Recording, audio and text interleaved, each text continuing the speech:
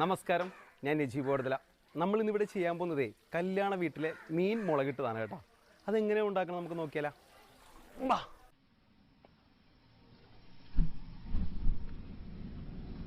30 kilo കേരയുടെ മുളകിട്ടതാണ് കേട്ടോ ഉണ്ടാക്കുന്നത്. ഒരു 2 കിലോ വെളിച്ചെണ്ണ കേട്ടോ. എണ്ണ ചൂടായിട്ടുണ്ട്. നമുക്ക് ഇനി അതിലേക്ക് ഉലുവ കേട്ടോ. അതിലേക്ക് ഇഞ്ചി, വെളുത്തുള്ളി, പച്ചമുളക്,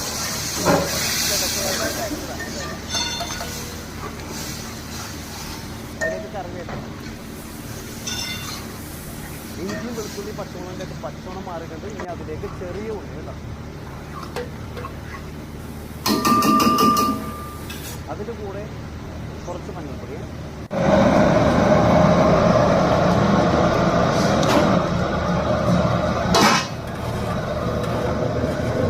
മല്ലിപ്പൊടി കേട്ടോ.